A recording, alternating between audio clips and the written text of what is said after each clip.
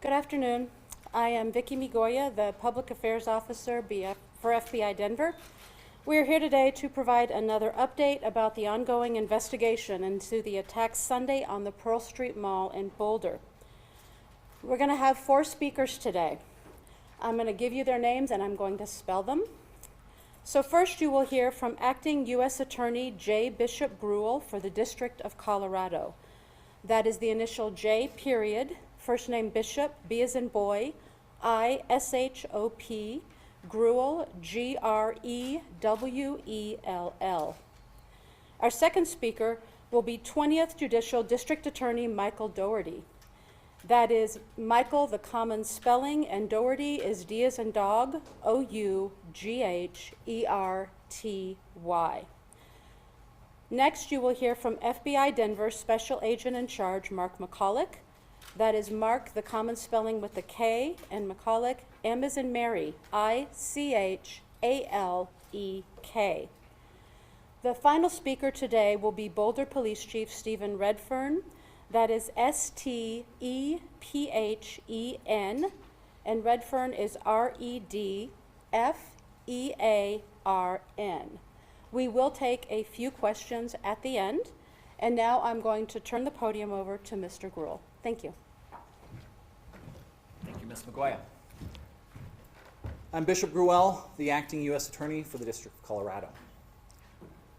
On behalf of myself, my office, and the entire Department of Justice, I want to express my heartbreak and my support for the victims, their families, and the community of Boulder. I pray for those families, as well as everyone in Boulder, Colorado, and the nation who woke up this morning worried about themselves, their loved ones, and not feeling safe in their own communities because of yesterday's attack. I assure you that my office and our partners are here for you, and we are taking action. I want to thank the first responders, citizens and law enforcement alike, who worked to quickly end this violent attack, save lives, and tend to those who were injured. I also want to thank our law enforcement partners at Boulder Police, including Chief Redfern, the FBI, including Special Agent in Charge Michalak, and the Boulder DA's office, including DA Michael Doherty. They worked hand in hand with my office as the matter was thoroughly investigated and prepared for charges. And I want to thank our partners in D.C., including Attorney General Bondi, Director Kash Patel, and Assistant Attorney General in charge of Civil Rights, Harmeet Dhillon, for their support. My office and AAG Dhillon were in contact yesterday throughout the day, which helped lead to the federal charge that we're announcing today. My office has charged Mohammed Sabri Solomon, age 45, with the commission of a hate crime under 18 U.S.C. Section 249. When that offense includes attempted murder, the statutory maximum federal sentence is life in prison. No one should ever be subjected to violence of any kind. But our laws recognize that such violence is particularly pernicious when someone is targeted because of their race, their religion, or their national origin. According to our complaint and the charges brought by DA Doherty's office, Mr. Solomon stated that he had been planning this attack for a year. And he acted because he hated what he called the Zionist group. But what the charges allege that he did was to throw Molotov cocktails at a group of men and women, some of them in their late 80s, burning them as they peacefully walked on a Sunday to draw attention to Israeli hostages held in Gaza. And when he was interviewed about the attack, he said he wanted them all to die. He had no regrets, and he would go back and do it again. He said that he had previously tried to purchase a firearm, but resorted to the Molotov cocktails when he could not purchase a gun because he was not a legal citizen. I remind you that Mr. Solomon is presumed innocent until proven guilty. My office and our partners hope justice will help heal the people in this community and in the communities throughout the country shaken by yesterday's attack. We fully intend to hold Mr. Solomon accountable for his actions, and these charges are the first step. Thank you. I'm going to turn it over to DA Michael Doherty.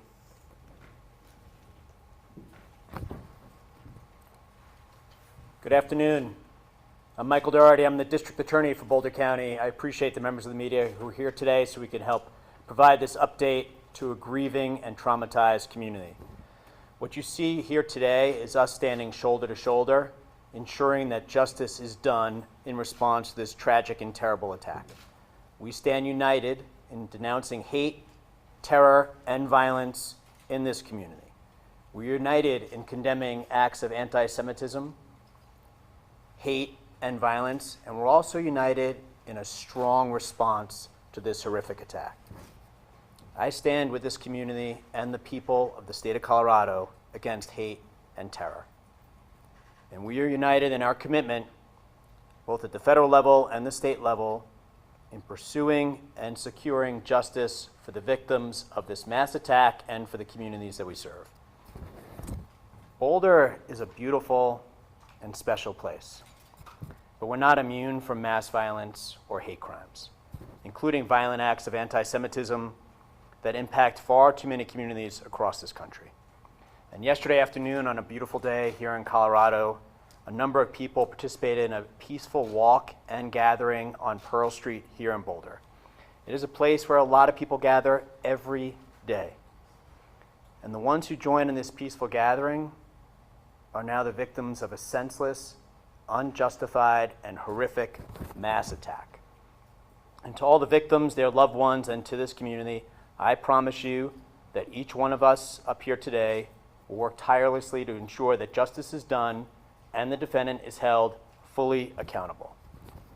I want to recognize, as the U.S. Attorney did, the response by community members who helped in the minutes immediately following the attack and came to render aid to victims who had suffered through a horrific attack upon them. Also, I want to recognize the courage and the rapid response by the Boulder Police Department, who once again were called to respond to a truly horrific attack upon innocent members of our community and responded without a second of delay. I will highlight for you that there were 16 unused Molotov cocktails that were recovered by law enforcement in the hours after the incident took place. 16. So I really want to thank the Boulder Police Department and their law enforcement responders, as well as the first responders who provided medical aid to the victims. But that rapid response with the recovery of the 16 unused Molotov cocktails, I think speaks for itself. Our office and the U.S. Attorney's Office will be working closely together and in coordination with one another to ensure that the defendant is held fully accountable. As you heard from the U.S. Attorney, the U.S. Attorney's Office will be prosecuting the hate crime against the defendant. Our office will be prosecuting the attempted murder charges and related charges at the state level. This approach will accurately reflect the actions the defendant is alleged to have taken and the harms that he caused. It will allow us to secure a verdict, an outcome, a sentence, whereby he'll be held fully accountable. It's been done, and by it I mean federal and state prosecutions jointly, has been done in other cases, most recently the Club Q mass shooting down in Colorado Springs. At the time the arrest affidavit and warrant were filed with the state court yesterday, there were 8 victims identified, and I'll touch briefly now on the charges that were filed at the state level, as well as the possible sentences he faces if convicted on those charges. So there were 16 counts of attempted murder in the first degree, 8 of those counts are for attempted murder with intent and after deliberation. The other 8 counts are attempted murder with extreme indifference, so 16 counts total. If the defendant's convicted and those counts are running consecutive to one another, he would face a maximum of 384 years in state prison. He's also charged with 2 counts of use of an incendiary device. If convicted of those charges and they run consecutive, he would face a maximum sentence of 48 years. He's also charged with 16 other counts of attempted use of an incendiary device. And again, if convicted and if they run consecutive, the maximum on those counts would be 192 years. So 384 years on the attempted murder, 48 on the use of the Molotov cocktails, and then the attempted use would be 192 years. The judge set a $10 million cash-only bond on the state charges.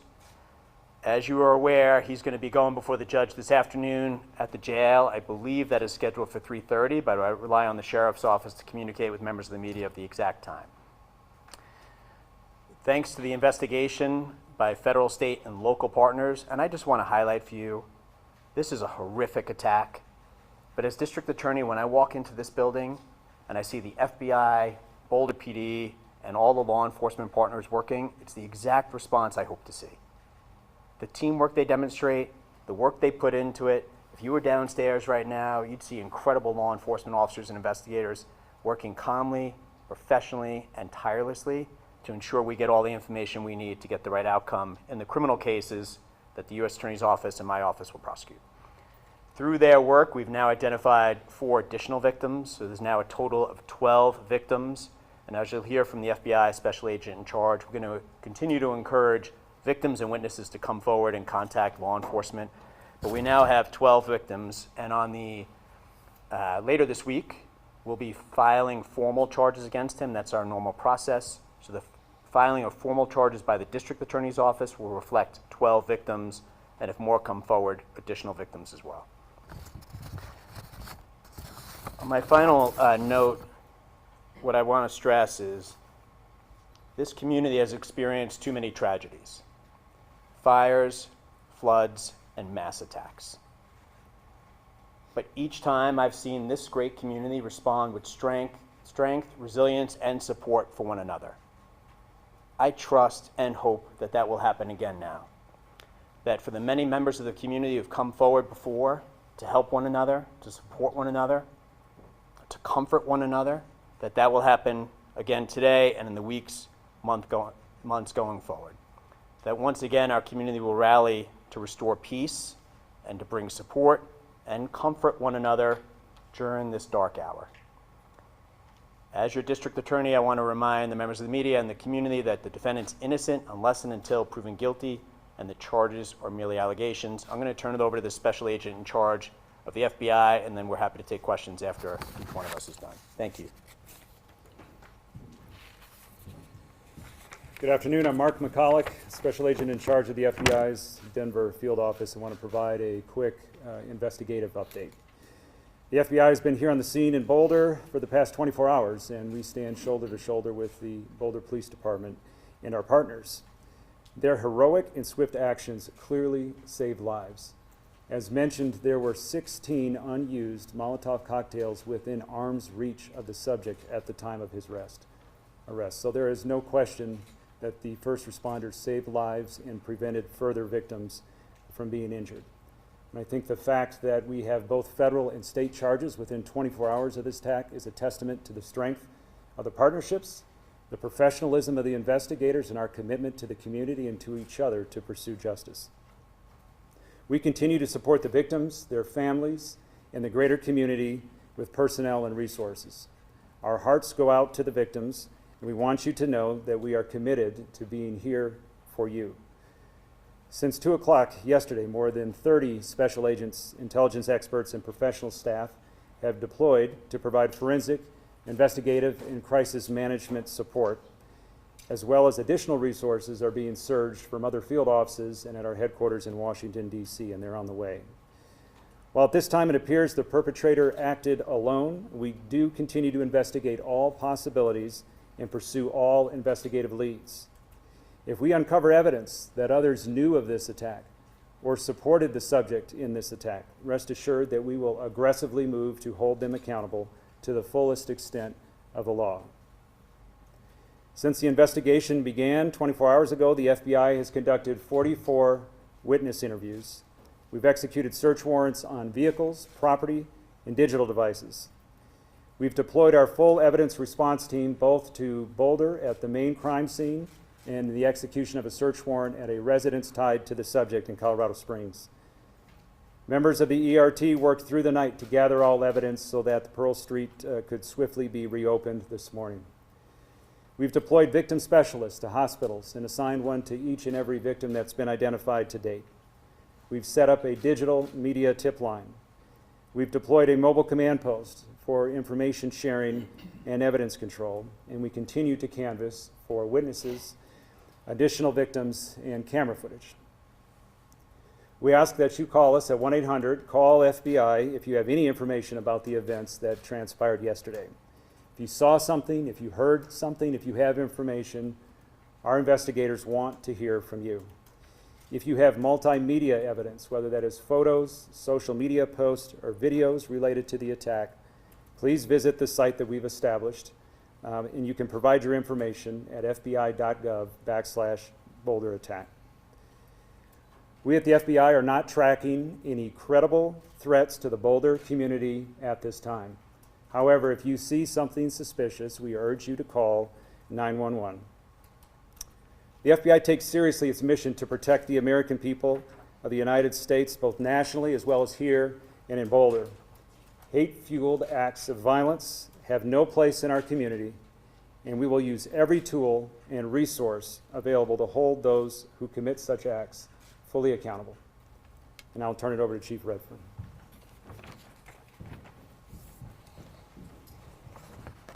Thank you. Good afternoon. Again, my name is Stephen Redfern. I have the honor to serve as the police chief here in Boulder. I want to give a few updates from the city and the police department before we take some questions. So today, in the aftermath of this heinous terrorist attack in our city, I again want to start with thanking our partners. I think we've all alluded to the importance of partnerships.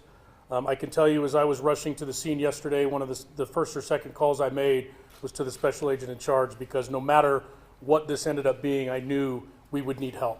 And once again, the FBI, all of our state, local, and federal partners have stepped up, and we are absolutely in a really good place for 24 hours into this investigation, in my opinion. Michael Doherty alluded to it, but the work that I've seen in this building and out on the street in the last 24 hours is remarkable. And every single person working on this investigation is doing their job above and beyond to bring justice to these victims, including the men that stand behind me here, and I'm grateful. The scene, as you may know, around 2 in the morning, we released the scene. So as of this time, we have no active closures in downtown Boulder. We have no areas closed off. We spent an extensive amount of time yesterday up until the early morning hours today with bomb dogs, our bomb squads, ensuring that there were no other threats in the area, and people were allowed after midnight to go back in, get vehicles, and businesses have been allowed to reopen if they so choose.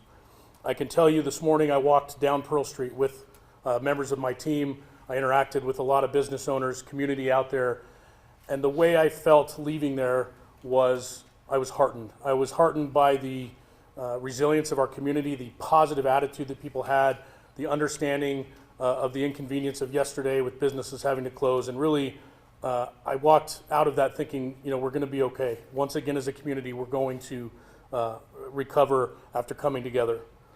A little bit more on community. So we are aware of events this week. We're aware of things coming up in the next, we're looking 7 to 10 days out at other events, and we are going to ensure, along with our partners, that we have adequate coverage, law enforcement coverage, security at any event that's taking place this week. We want to ensure that people feel comfortable and safe in this community gathering and remembering what happened, as well as any other planned events that we have. We will be relying upon our partners, such as the State Patrol, to ensure that we have proper coverage where people can feel safe. Before this attack, we had the Boulder Police Department, the City of Boulder, had very strong relationships with our Jewish community. We even have an officer assigned as a Jewish community liaison with Boulder PD. Those relationships have paid off dividends during this attack, and I know going forward in the aftermath, we're going to continue to work with our community.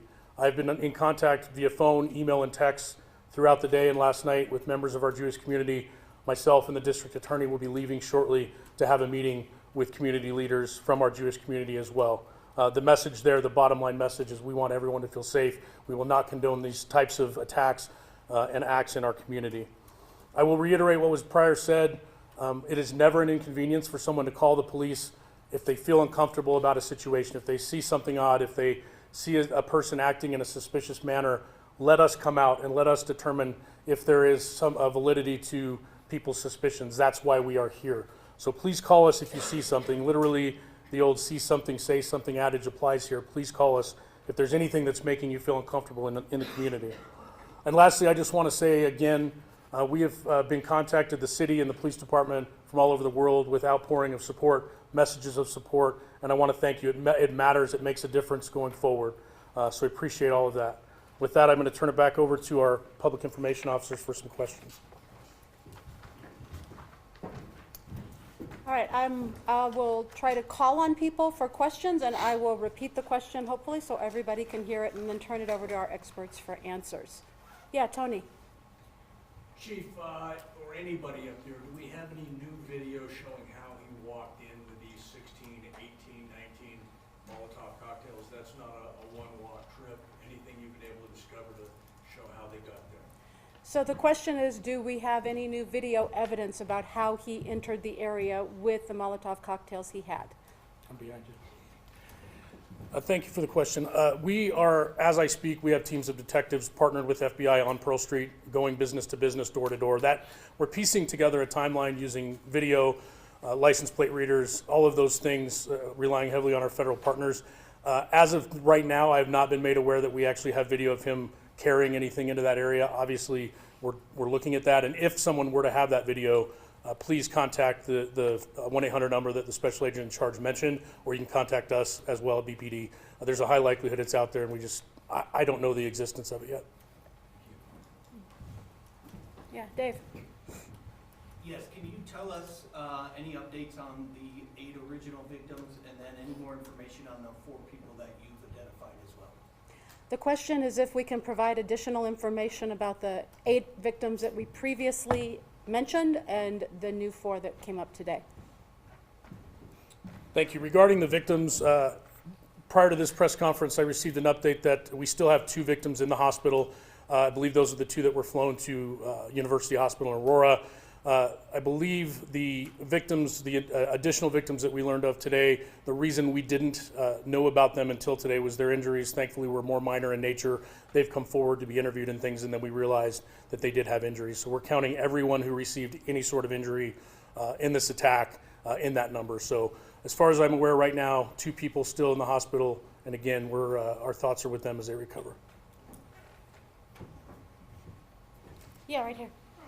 Do you know how many people were in the original peaceful march from the group that was there originally? So the question is, do we know how many people were participating in the group's peaceful march on Sunday? I do not have an exact number of the people that were there for the peaceful gathering. What I can say, though, is when we responded to the scene, there were probably 20 to 30 people in that vicinity. Some of them were witnesses. Not all of them were there specifically to take part in that weekly gathering, and so I don't know that. But in the area, we had 20 to 30 folks right there at the courthouse with a lot of other people coming and going with the businesses right there. Yeah, over here. For the U.S. Attorney, this was initially classified by the FBI as a terrorism investigation. Is the hate crime charge a terrorism charge, or did something change in the charging decision?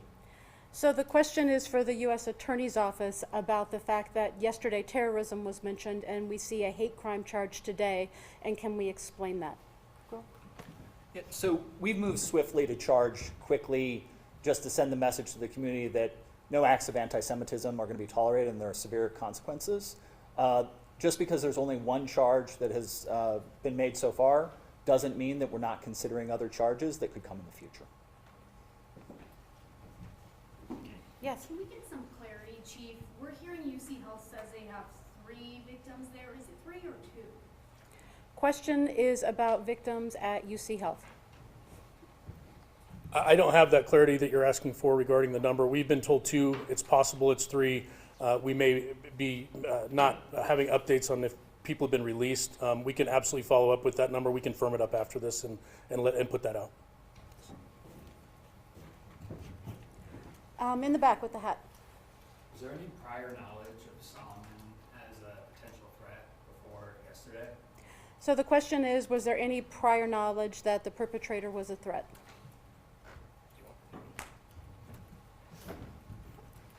Regarding the suspect, obviously we're still looking into him, his whereabouts, all of that. He was not on our radar in Boulder. We had no prior contacts with him here. I can't speak to his criminal history. I'm not sure if the special agent in charge has anything to add, but this was not someone that we were aware of prior.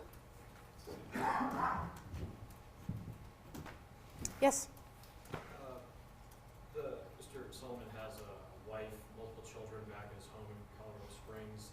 Given his status as being here illegally for the last 2 or 3 years, is there any knowledge of how they've been cooperating and what happens to them moving forward given the situation for his citizenship? The question is about the suspect's family and their status and what might happen to them next. As far as the family, as I mentioned, we executed a search warrant at the residence in Colorado Springs last night, and the family was cooperative for that. Regarding their status, I would just defer you to the Department of Homeland Security. Sir, can you talk about what you were looking for and what you found in that search warrant? So it was part of this investigation. It's a logical part of our investigation to see if there's additional evidence there. Evidence was recovered, including digital evidence, and we're reviewing that now to determine, as the acting U.S. Attorney said, if additional charges are warranted down the road. Was he on your radar, like your task force, like him as a person or as a potential suspect? So the question was the subject on our radar locally as part of our Joint Terrorism Task Force, and the answer is no. Okay, thank you very much for being here today. Those are all the questions we're going to take. I was just curious about the incendiary. What are they made up of? Are you allowed to talk about what they're made up of, or how what is this actual devices that were used? Yeah, we'll answer one more. Sorry. So last question on the specifics on the incendiary devices. There were really 2 chunks of incendiary devices that were recovered.